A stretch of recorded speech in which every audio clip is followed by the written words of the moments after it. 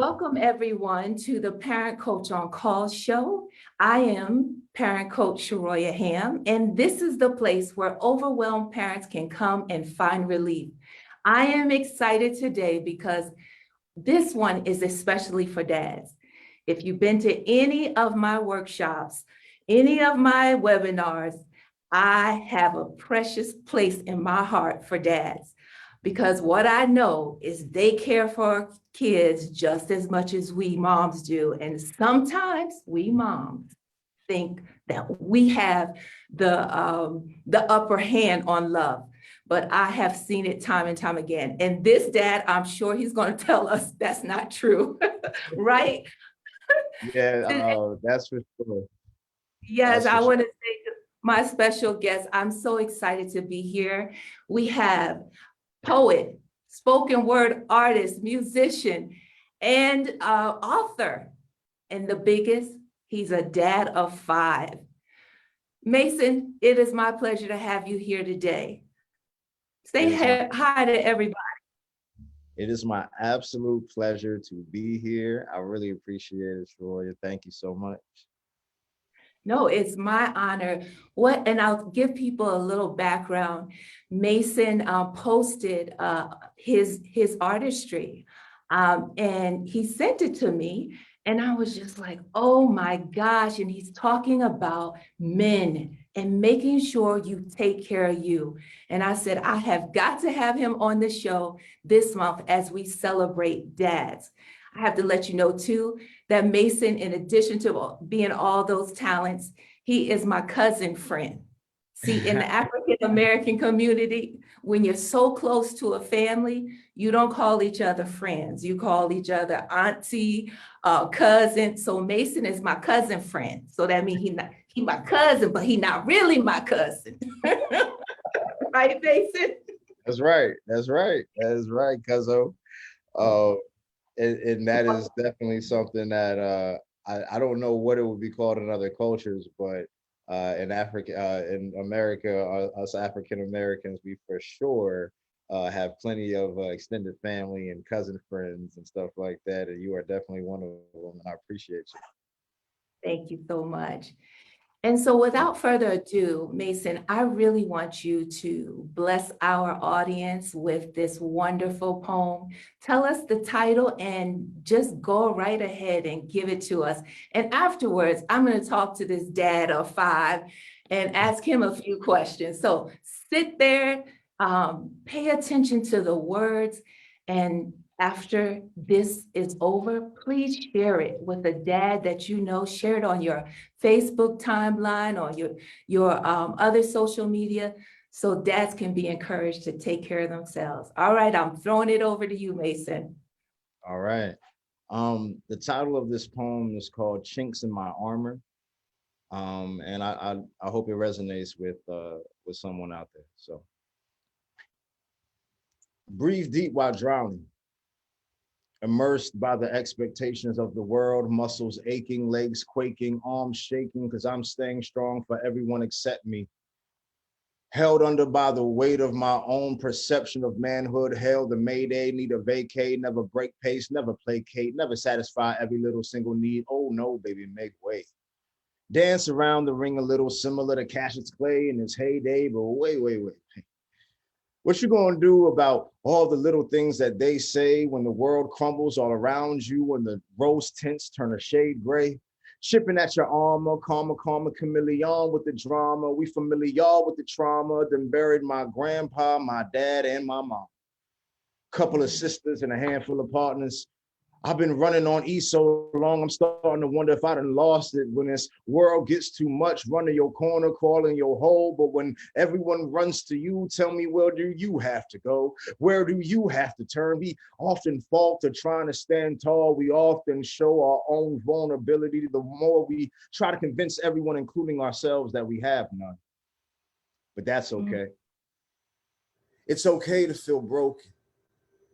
There's a quiet strength to confronting weakness head on. There's something about a man that can admit that he doesn't have it all together, but will do the work to be able to look his demons in the eyes, embrace his flaws and his vulnerabilities, and use them to be a better protector, better provider, pushing further, climbing higher, leaving all who see inspired. See, you are a beautifully broken, masterfully woven tapestry of masculinity. Black manhood never has, is, or will be a monolith, nor can it be defined or properly dissected by anyone not charged with its burdens, its responsibilities, or its gifts.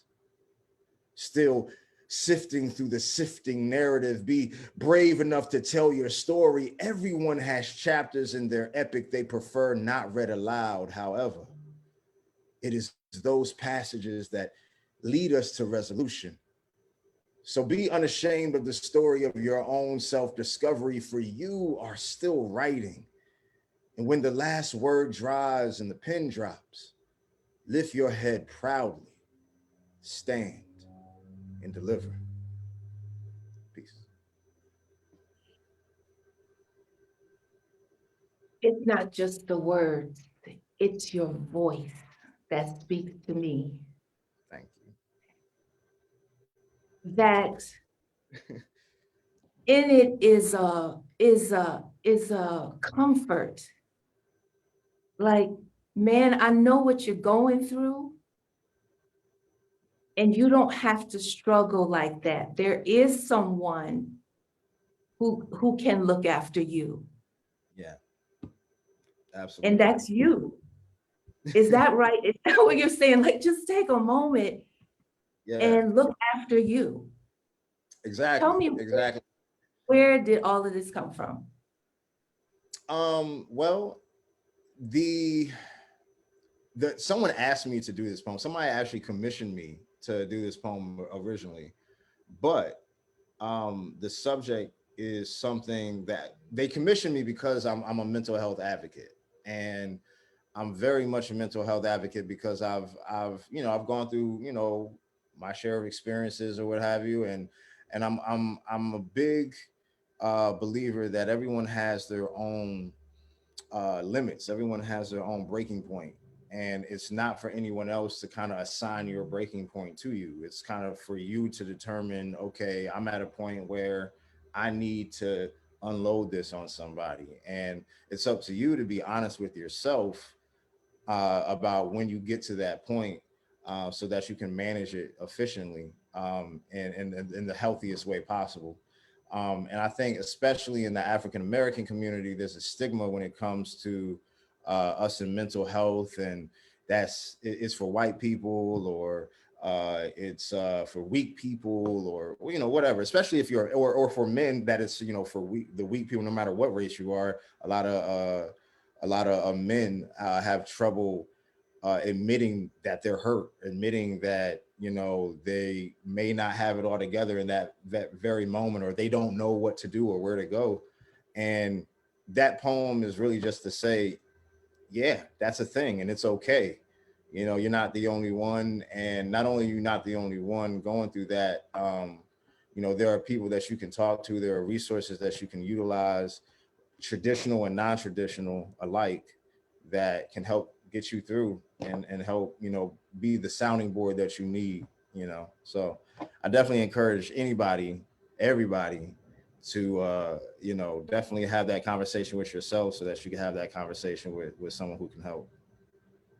That is so awesome. And Daz, I just want you to encourage you to go back and listen to it, every word, because it's really, Dad, you carry so much of a burden quietly, and almost to a fault, Yeah. because that begins to eat at you when you are caring for everyone, and it never is going to be enough. Yeah. And so you become overwhelmed. What do you Yeah. think about that, Mason? I have a saying that there's strength in admitting that you're weak. There's a strength in that. It takes a real man to be able to say, I need help. I don't know what to do right now. Um, I don't have it all together. I'm stressed. I'm overwhelmed. You know, whatever those things are, like it takes a high EQ, emotional intelligence, to be able to say, okay, this is what's going on with me before it starts to affect the relationships of the people that you care about and the people that are around you, the people in your household and stuff like that. Because if you want to preserve those things, if you want to have healthy relationships with your household and the people that you care about, you have to start tending to what's in here and in here. You can't act like it doesn't exist, or you can't sidestep it. You have to face it head on and understand that it's a marathon, not a sprint. You're not going to go there 3 sessions, or you're not going to talk to somebody for a few weeks or whatever, and that's going to be it, because life keeps going. There's going to be something else that comes. There's going to be another trigger. There's going to be whatever it is, and you have to stay in the trenches, and you have to stay in the fight, and continuously self-assess, and continuously, do self-report. Like, hey, okay, where are we at today? All right, this is what we need, and I that it's really important. That's just really important. I love what you said about having emotional intelligence, being in touch with what is actually what you're feeling, what is going on. And you were saying if you don't have that in place, you're not going to get the emotional environment that you want outside. Because Right. when you are all discombobulated inside, it affects how people engage with you. Right. So I appreciate that. Now I want to ask you some personal questions about you as a son, you as a father, and I appreciate your willingness to just let me ask you questions, and you don't even know what they are. So here we That's go. Question number one is, what didn't you understand about your dad growing up that you have learned, now you understand? what things like about my father did I not understand that now I kind of get? That's Um, right. uh, what consistency in your consistency looks like. So what I mean by that is my dad, I didn't grow up with my father in my household. So growing up, that was always a desire. Oh, I wish you and dad would get back together. I want to live, I want to experience living with my father. I want him to be closer. I want to, all that stuff.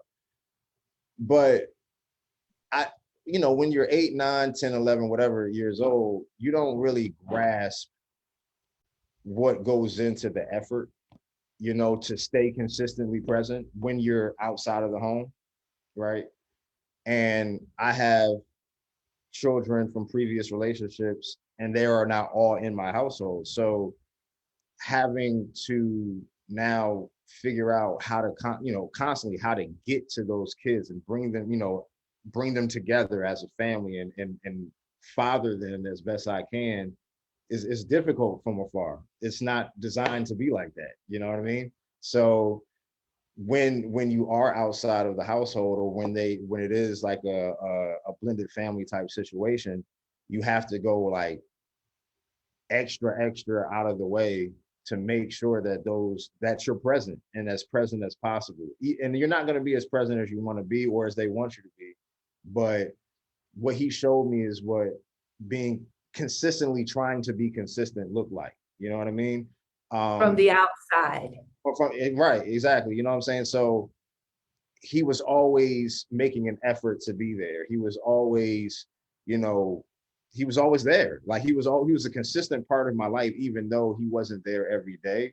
His presence was consistently felt. And that's one thing that, like, I didn't understand that growing up. I would be angry at him and all this other stuff because you're not here with me. I want you to be here and you left me and da da da da da, but not realizing how much energy and effort he was putting in every day to make sure that I was okay from where he was. Can I put a period right there? Because Yeah. I need dads to understand this. Life happens, and you may not be in the home with your child, and you desire, and I'm sure it hurts that your child is looking at you with frustration, anger, disdain, because you aren't there. But Mason is proof. What he just said is proof. If you are consistent in your effort, one day your child will realize just how much you push to be present. Thank you Yeah. so much for that answer. I know that that is a word for some father, because it can't be easy when you're far away and you want to be close, and then your child is making you feel bad because you're not there. Mhm. I can't imagine how that feels. And to be honest, the child doesn't even have to try to make you feel bad. You just feel bad on your own because you want to do something that you, and you're seeing the effects of you not being there. You know what I mean?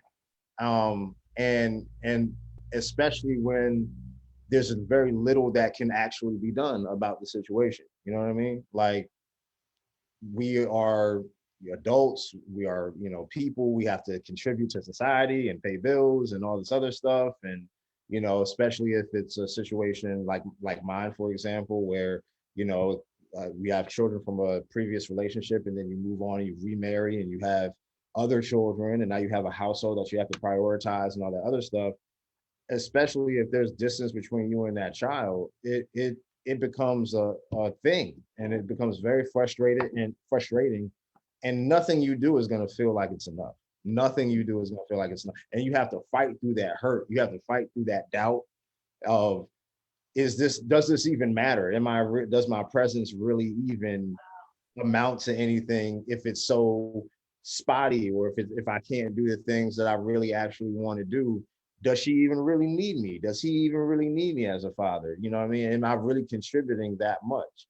And I'm here to tell you, You yeah, are living proof that yeah, you it are. matters. Well, yeah. And Now I'm constantly reminded that every time I have that self doubt, or every time I ask myself that question, my daughter, my oldest daughter, does something that reminds me that she needs me. Like, she has a stepfather, a very capable and loving and awesome stepfather who, we get along great. But there's no replacing me. You know what I mean? I And loved it. there's no replacing that connection, because only I can tell her what makes her her. He doesn't know that the way I do. You know what I Yeah. mean? Because I He helped can make. identify you in her. Only you can. Only I can say, you acting just like your grandma, you acting just like your aunt, you acting da da da da, you look like such and such. That's a trait that one of your great aunts has, blah, blah, blah, blah, blah. Your name came from X, Y, and Z. This is the story of your birth. This is, I have those stories. And I, she needs that because it's a part of her identity. Just like her relationship with him is a part of her identity. It doesn't take away from that. But the thing we have to understand about our children is that they have the capacity to love everybody. It's the adults that put the limits on their heart. And they really have space in there for everybody. They can compartmentalize it. I mean, what you just said just blessed me. Just the fact that you said the stepfather has a place in her life and her identity. Yeah, So obviously, you don't have any jealousy. You welcome him to come in there and love on your daughter. How awesome is that? I yeah. love it. I love it. I got question number 2 for you. Did you ever make a promise to yourself when you were growing up that you wanted to, you were going to do something or not do something as a dad? So is that clear? Like, sometimes we grow up and like, I am not going to be like my dad this way, or I'm going to do this when I'm a dad. Do you ever remember saying something like that? Yeah. I try to um get to know my kids a little bit better than or the way I wish my dad had have been able to get to know me. Um, my dad grew up in rural Virginia in a lot of different ways. He was the oldest boy but second to youngest child, I believe, out of like 9 kids. So Wow. like the way I say that to say, to like frame it, because the way he grew up, like men from that generation, they learn love a certain way. You know what I mean? Um, and so like growing up, I realized like, okay, he was doing it the best way that he knew how. You know what I mean? And so it was up to me to kind of like bridge those gaps of communication, and trying to identify with my kids, and show them how much of me is in them, and how, like you said before, how much of other, relatives may be in them, and encouraging them to, create their own narrative and find their self, and experience different things, and just really inserting myself into their business in a way that I wish other men in my life, not just my dad, but other men in my life in general would have. You know what I mean? Can Try you to think of an activity that you do with your kids that they love and it makes them feel connected and you connected to them? Well, each kid has a different activity that's individual to their personality and their interests.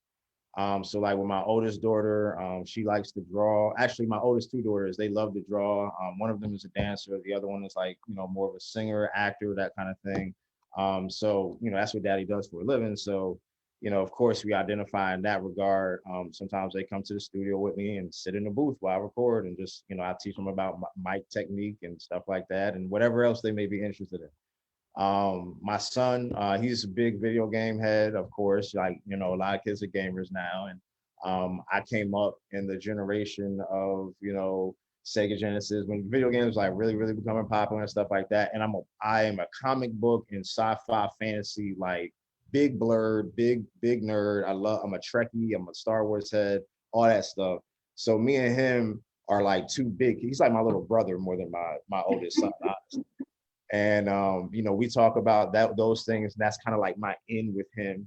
And then, I have a 2-year-old named Harlem, who's a fireball. She's not even talking all the way yet. And then I got a 5-month-old, the youngest boy, Miles. So, his personality, of course, is still developing. Now, one thing that I do to connect with all of them at the same time is we have a big old comfy sectional in our living area, in our den. And movie nights, and I got it like that on purpose so it could fit our big family on it all at the same time. And we love to do movie nights, and my wife will cook, or I'll cook breakfast, or something like that. But just that space, that communal space in our home, is an essential part of keeping the bond tight. You know what I mean? That um is so awesome. yeah, I'm, yeah. I'm just loving how this blend is happening. A blend doesn't happen just because you say, I'm getting married and kids, we are blended family. A No, not blended at all. family takes time. It takes pouring in, the conversations and getting in there and playing video games. And so I think you have just painted a beautiful picture of fatherhood. And need I say, in this time of African American men being just always on display in a negative way, I am just thrilled to have you talk about the intimacy that you are having with your kids. So I'm very happy to be able to talk about it. It brings me much joy, trust me. now, question number 3. What's up? What has been your greatest lesson as a dad? Give yourself some grace, because Wow. like I hate to say it, but no matter how hard you try, your most sincere efforts are screwing up your kids. So Our job as parents. there's no other, like, because think about it. In effort to keep your child away from the pitfalls that you met growing up, you're inevitably pushing them into other pitfalls. You know what I mean? Because, like, for example, my son, in effort to, make sure that I preserve, like, I had a somewhat traumatic childhood experiences that I wanted to make sure, and actually I'll talk about it. I was Yeah. molested, and by multiple people. So my desire to protect my children in that way is multiplied tenfold, right? So in Mhm. my effort to protect my son's innocence, I may have neglected to prepare him adequately for how harsh the world could be. So now that he's 11, 12, now I'm backing up and playing catch up, because it's like, oh, wait a minute, you're about to go to middle school and kids are cruel. I have to prepare you mentally and emotionally, or make sure that, what to do if somebody bullies you, how to handle it if, and then, also outside of that, encouraging him to be more independent, encouraging him to, introducing to him to concepts of manhood and things of that nature, and what being a man, means, and all that stuff, and actually, and even defining that for himself, what I'm saying, from what he sees in me, so, and other men around him. So like one thing that I really, uh grace, giving yourself some grace is just allowing yourself the space to make those mistakes and to realize that you're not doing it right. And that's okay, because nobody gets it 100% right. Like, um, people are flawed, and we create, flawed children, and our responsibility is to love them in spite of, and the same way they love us in spite of our silly selves, as they grow up and realize that mommy and daddy are human. And so we got Yeah, to kind of like take ourselves like out of this office, like I got to live up to the cape, mentality, and just realize that, you're doing the best that you can. At least I hope that you are, you know? exactly. I just love that. And thank you so much for sharing that, because as you know, as a mental health advocate, there are so many men that have gone and have been molested. And because, it's such a female thing, Yeah. they have not come out. They have not said me too. And Mhm. so thank you so much for sharing. And you are very right. In our efforts to protect our kids from things that we experience, Yeah. we overcompensate. Yeah. And I was talking to a parent the other day, and she says, I feel so guilty. And I said, guess what? You are guilty, but you don't have to be ashamed. Right. We are going to be guilty of so many things. Right. But Right. as you said, if we can just give ourselves the grace, we Yeah. don't have to be ashamed. So my last question is going to be about mental health. Oh, oh no, no. Okay, Mason, how much time do you have? This is so good. Go ahead. Go. No, we're good. We're good. Okay, Yeah. okay. Mental health. Um, obviously you struggled with mental health, you just told us, but can you tell us a little bit more about your journey with mental health? Yeah. I've been okay. So, as I had mentioned, I was molested as a child, by men, or not men, but older children, male and female. Um, Mhm. and that that coupled with, you know I don't know if it's technically genetic trauma, but basically, as my as I got older, or as anybody gets older, I think you realize how to differentiate between the things that belong to you and the things that belong to other people, like your parents and things like that. And you kind of have to give them back their stuff, and then, have your stuff that you deal with. So like, I definitely was dealing with, my mom had went through a divorce, so carrying her emotional bag. I was her only child, and I was her boy child. So carrying her like emotional baggage and stuff like that, um, definitely uh affected me as well. And so, because of that, I ended up in therapy at like a really young age. My dad suggested therapy, and we were all for it because I would act out. I had anger issues and all this other stuff. And I found, my outlet very young at 9 years old. A lot of times, keep an eye on your kids, because a lot of times, if they express a passionate interest in expressing themselves, it's because something's going on. So, it doesn't necessarily mean something's going on, but a lot of times that is how they express Oh, that. can So I stop you right there? It means something is going on because all behavior is communication. yeah, And they're behaving that way, it's because they can't express it. right, right. So So that therapy gives them the words. So it yeah, doesn't mean things have to be terrible, but yeah, that behavior is trying to say something. So I'm so happy your parents were smart enough or to go ahead and get you that therapy at such a young age. So I'm yeah, sorry to cut you off, but I wanted to just let parents know, when you see that behavior happening, your child is trying to say something. yeah. Trying to say something for sure. Don't assume that you know what it is. Actively listen, and start the conversation. Don't just jump to conclusions, because then you're gonna jump out a window. But have that conversation to really one, establish that trust so that, because I promise you, the first conversation is only gonna be the tip of the iceberg. It's not gonna be like really the root of what's going on. Mhm. So keep chipping at that, and create that trust relationship, and it'll be definitely beneficial. You'll definitely knock down some boundaries and barriers and stuff like that. But yeah, so I mean, I started going to therapy when I was young. Um, that was, I didn't really understand everything I was going through. I experienced, chronic depression and, suicidal thoughts and all that other stuff. And as I matured, and as I grew up and everything, spoken word and the written word, and hip hop, music, uh, acting, every outlet that I could find that I could express myself definitely helped, like, temper all of that stuff that was going on with me.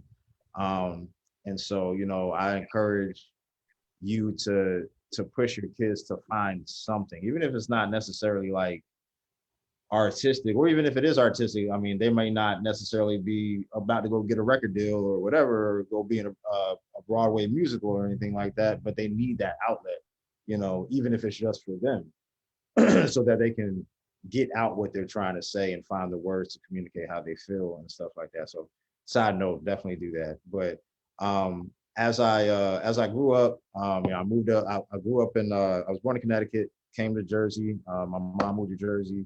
Then after that, moved to down here to Charlotte, North Carolina, when I was about 12, and started getting snuck onto the spoken word scene. And when I was about 15 years old, they started sneaking me into the clubs down here in Charlotte, so I could, do my little poetry. And they used to take me up to the radio station, WPSU Power 98. My big brother Blues, big shout out to him. Big shout out to my big brother JC Cowan. Those guys kept me on the scene and kept me relevant. And then I went to college and took that whole hustle to college, and they started paying me to do spoken word shows at school and host different things at school. And when I left school, mom passed away, and then it kind of kicked the hustle up a notch.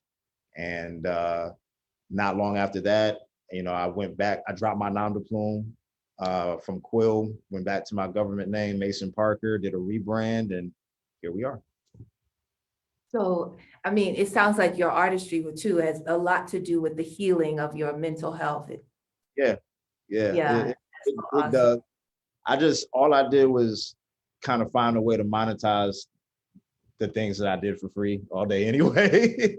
And it's worked out pretty good so far. But you But know, as a friend of your mom, it's just so beautiful. And because I knew how creative she was, to hear you talk about the creativity in your daughters, yeah, I could only imagine, because your mom just turned everything into just beauty. yeah, Whether it was a song or furniture, it just was all transformed by her hands. So absolutely. my last question is to you. What do you think moms don't understand about fathers? What would you wish to just let moms know about fathers? That our burden is unique to us, and and we are taught and designed to carry it lightly. You know what I mean? But that doesn't mean that it's not there. So don't do the in short, don't do the comparative suffering with us. It's not healthy. Um, Describe if that to me, explain that. I'm about to, so if he says, if your husband or your partner or whoever, or your co-parent says, I'm going through X, Y, and Z, don't immediately say, well, welcome to my world. I'm doing that with da da da da da. You know what I'm saying? It's a different struggle, because mom and dad are inherently the cornerstones of the family. So we both are um uh weight bearing pillars, so to speak. You know what I'm saying? We're hoisting this thing up. So we're both carrying our own different type of weight. It may look slightly different, but it doesn't mean that my weight is lighter than yours or vice versa or whatever. it just means that we have to continuously uplift each other. And if I say, yo, I'm feeling X, Y, and Z, I'm feeling this kind of way today, it's not your turn to then say, well, I deal with that and then some. You know what I mean? Because that's not healthy. That's not getting us anywhere. It just means that we have to continuously uplift each other. And if I say, yo, I'm feeling X, Y, and Z, I'm feeling this kind of way today, it's not your turn to then say, well, I deal with that and then some. You know what I mean? Because that's not healthy. That's not getting us anywhere. It just means that we have to continuously uplift each other. And I say, can you hear me? Is the audio okay? Okay, yeah, okay. Something just went a little awry, but I think it's fixed now. Okay, cool. That's why I was like, let me stop and let it catch up to it. So, but yeah, I mean, it's just to understand that it's not a competition. We are a team in this, whether we're together as a couple or not. The reality of it is that we are the ingredients that are necessary for producing well-balanced human beings. and I love and that's it. That's as simple as it gets. And as long as we keep our eye on that, then we will continue to give each other grace, give ourselves grace, communicate effectively, and raise these babies to be kings and queens. I absolutely love the imagery of weight-bearing pillars. Yeah. You have your weight on that side. I have this weight, and I can just encourage you to go higher.